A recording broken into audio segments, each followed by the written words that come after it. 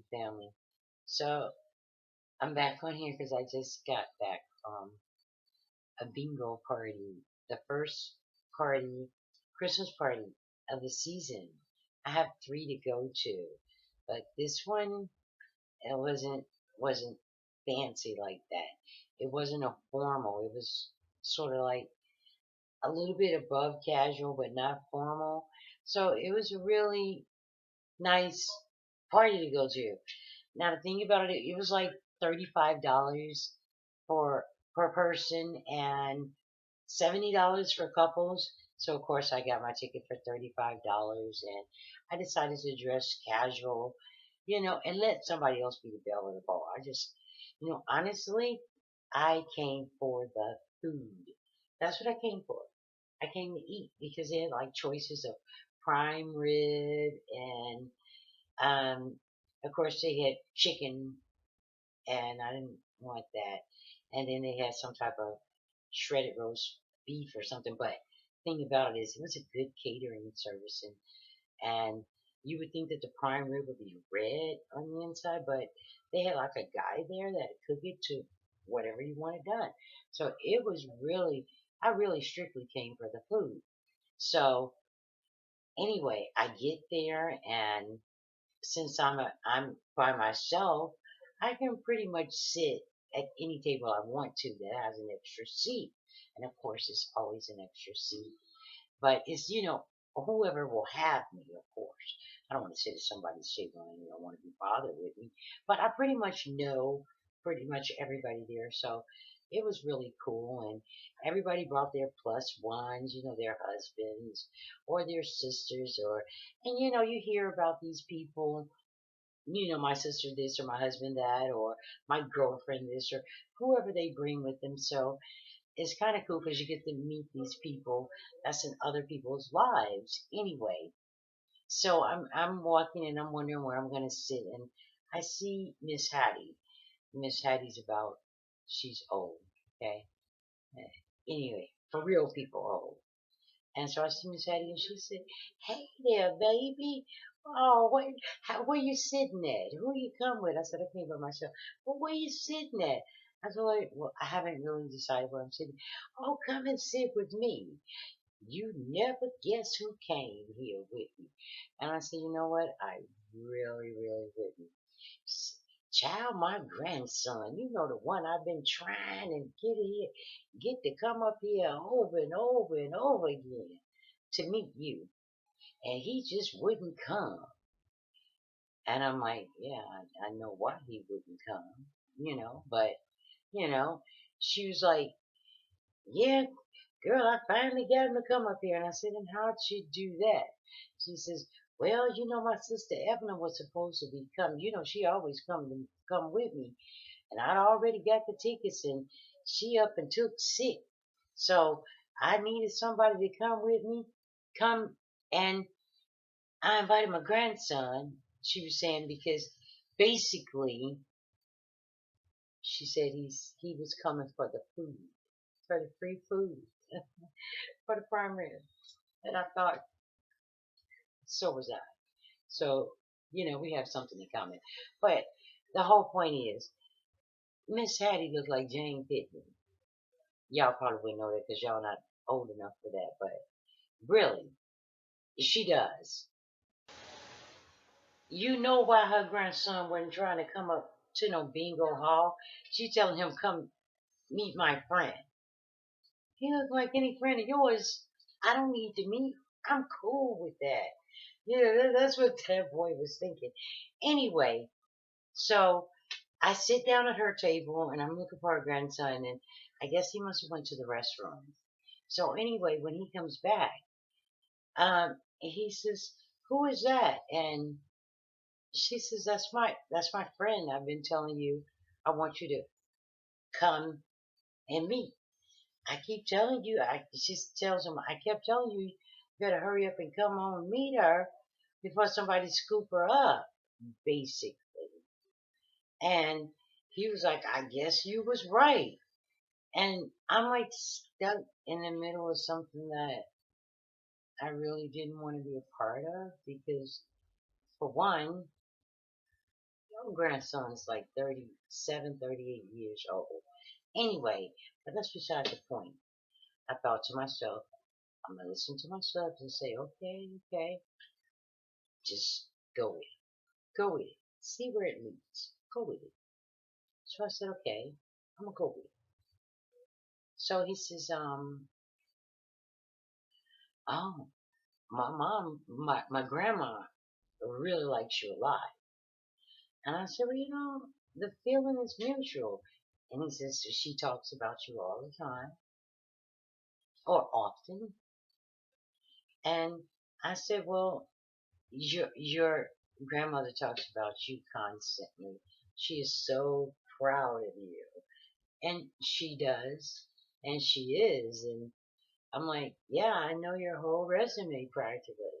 It's a good resume, but that's how much she talks about you and how she speaks very highly of you. So he goes on to say a few other things, and I'm just listening and listening. And he was asking what type of movies I like, Star Trek, documentaries. I like CNN. I like the news.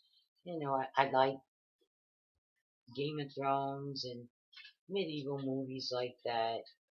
And he pretty much like the same thing. I like B zombie movies and B movies. B movies is with young girls running and falling and people stabbing them and slashing them and yes, teens getting stabbed by Jason, Freddy, the Candyman, all of those type of people I enjoy. Yes, I do. Anyway, so after we get over all of that, the conversation, it just, he was a cutie pie. Did I say that? Yeah, he was. Anyway, the conversation just went nowhere because it just went nowhere. I just found myself saying, thinking of him like sweetie and baby in a motherly type, big sisterly type way. That's the way I looked at him. I didn't see him as a real people guy for me. I tried to work it out. I did, y'all. I tried. Then I'm gonna tell you a trick he pulled on me. He tricked me. That's why I know. Oh, y'all young ones is real sly. I tried to get smart with him because I got tired of the conversation. Because it just made me feel like you should be over there talking to your equal instead of wasting your time over here talking with me. You're 37 years old. You got one kid. Go find yourself a life. Maybe you can find a wife and give you another kid. Old people can't do that for you. So why would I rob and steal your young, beautiful life? I don't really like it.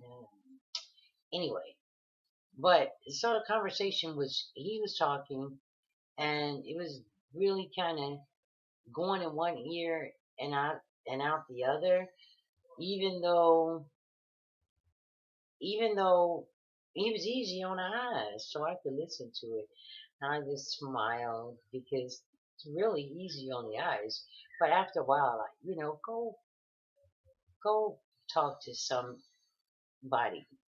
But I call myself getting smart because I kept saying, go talk to somebody, and he kept coming up with all these different reasons why he should stay and talk to me. And I didn't want him to beg me to talk to me or anything. I'm looking at it like I'm doing you a favor, but by telling you to go away, you know, but um, he said the old cliche, age ain't nothing but a number. That's what he said. He said, no, age ain't nothing but a number. How we were going when we got into a conversation. He said, that's been like a half a century old. Go find something to do. Anyway, it I was like, he was like, age ain't nothing but a number. And I said, I'm going to tell you what the number is. The number is, why don't you really go, whatever it is you do, stop hitting on me. Go over there or go back and bring your daddy over here. That's who I want to talk to. And then he said, my dad is dead. And I'm like, yeah. Oh my goodness. Like I told him, I'm so sorry. Man, I'm always put my foot in my mouth, but I'm so sorry. Oh my goodness. I said, I didn't know. I called myself getting smart with you to make you go away. To find something else to do. And you're a good looking guy. And, I'm just too old for you, but I'm so sorry. So I'm like, oh, I'm pleased. And so I reached out my arm and I gave him a hug. And he hugged me so tight and he wouldn't let me go. For about 5 minutes, I'm just hugging him. But I felt so bad for him. And he smelled so good. And I felt really bad for him. And then after he let me go, I'm like, when did your dad die? And he said, my dad died when I was 10 years old. Could you believe that?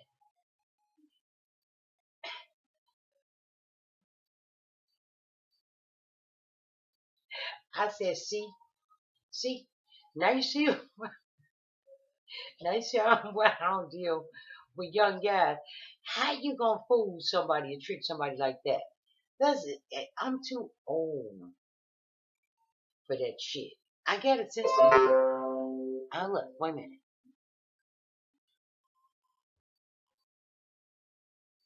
Oh, I was looking at something that I missed all of it. Anyway, that's my video basically. And whoa, it just, I can't. I'm gonna try. I tried. I did. I tried, guys. I tried to open my mind. I really did. Maybe the next time, if it ever happens for me again. Speaking of that, I called up a good guy friend and I told him exactly what I'm telling you guys. I told him what happened. And he goes, you know what, Sam? You ought to be grateful. No, that's not what he said. He said, he said, you ought to be glad that somebody's trying to talk to you. And I said, I ought to be glad. Why would I be glad just because somebody's trying to talk to me? He said, because you are. Yeah, you should be, is what he said. You should be glad. And I'm like, okay, whatever that means,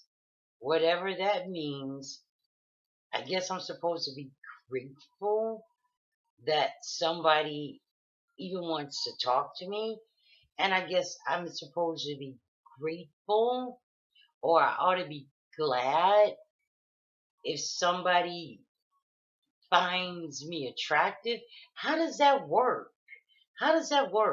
To where a woman, she ought to be glad, she ought to be happy that a guy finds her attractive.